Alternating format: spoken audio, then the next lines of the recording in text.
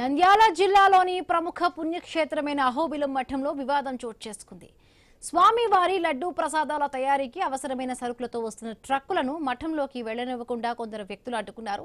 స్థానిక టీడీపీ నేతలే ఈ వాహనాలను అడ్డగించినట్టుగా ఆరోపణలు వినిపిస్తూ ఉన్నాయి. మఠానికి కావాల్సిన సరుకులు బయట నుంచి కాకుండా తమ వద్దే కొనుగోలు చేయాలని డిమాండ్ చేస్తూ వాహనానికి అడ్డుగా నిలబడినట్లుగా తెలుస్తోంది. దీనిపై నంద్యాల ఎస్పీకి మఠం నిర్వాహకులు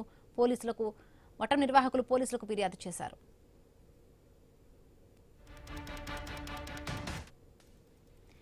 నంద్యాల జిల్లాలోని ప్రముఖ పుణ్యక్షేత్రమైన అహోబిలం మఠంలో వివాదం చోటు చేసుకుంది. స్వామివారి లడ్డూ ప్రసాదాల తయారీకి అవసరమైన సరుకులతో వస్తున్న ట్రక్కులను మఠంలోకి వెళ్లనివ్వకుండా కొందరు వ్యక్తులు అడ్డుకున్నట్టుగా తెలుస్తోంది. టీడీపీ నేతలే అడ్డుకున్నట్టుగా కూడా వాహనాలను అడ్డగించేట్టుగా కూడా ఆరోపణలు వస్తుంది. దీనిపై సంబంధించి కూడా పోలీసులు కూడా కంప్లైంట్ చేసినట్టుగా తెలుస్తుంది. రైట్, మరిన్ని పూర్తి అప్డేట్స్ మా కరెస్పాండెంట్ రామాంజనేయులు అందిస్తారు. రామాంజనేయులు,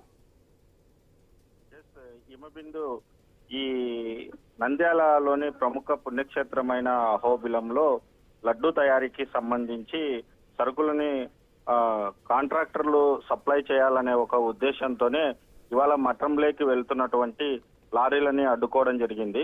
అయితే తామే ఈ ట్రస్ట్ కి సంబంధించి మొత్తం అంతా కూడా సరుకులు సప్లై చేయాలనే ఒక ఉద్దేశంతోనే గతంలో కూడా అనేక సార్లు ఈ రకంగా మఠానికి సంబంధించినటువంటి సరుకుల్ని సప్లై చేసే టెండర్స్ కావాలని చెప్పేసి స్థానిక టీడీపీ నేతలందరూ కూడా ఆ ప్రయత్నం చేశారు. అయితే ఆ ప్రయత్నము ఫలించుకోకపోవడంతోనే మరి సరుకులు సప్లై చేసేటువంటి ట్రక్కుల్ని ఇవాళ అడ్డుకోవడం జరిగింది. దీంతో వివాదం చెలరేగింది.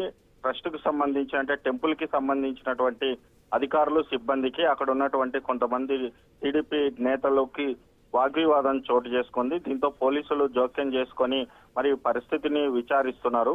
అయితే ఎందుకు ఈ మఠానికి సంబంధించినటువంటి సరుకుల్ని సప్లై చేసే ట్రక్కుల్ని అడ్డుకోవాల్సి వచ్చింది అనేసి మరి వీళ్ళు పోలీసులు ఆరా తీస్తున్నారు.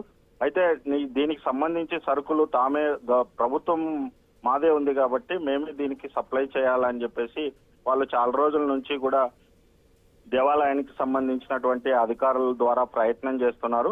ఆ ప్రయత్నాలు ఫలించకపోవడంతో ఈ ట్రక్కుల్ని అడ్డుకుంటే ఈ టెండర్లను పిలిచి ఆ టెండర్లను దక్కించుకోవాలనే ఒక ఉద్దేశంతోనే ఈ రకంగా చేసినట్టు కూడా తెలుస్తుంది. అయితే ప్రస్తుతం వీటిపైన పోలీసులు విచారిస్తున్నారు. మరి ట్రక్కు అడ్డుకున్నటువంటి సిబ్బందితో కూడా ఫిర్యాదు తీసుకొని కేసు నమోదు చేస్తామని చెప్పేసి పోలీసులు తెలియజేశారు.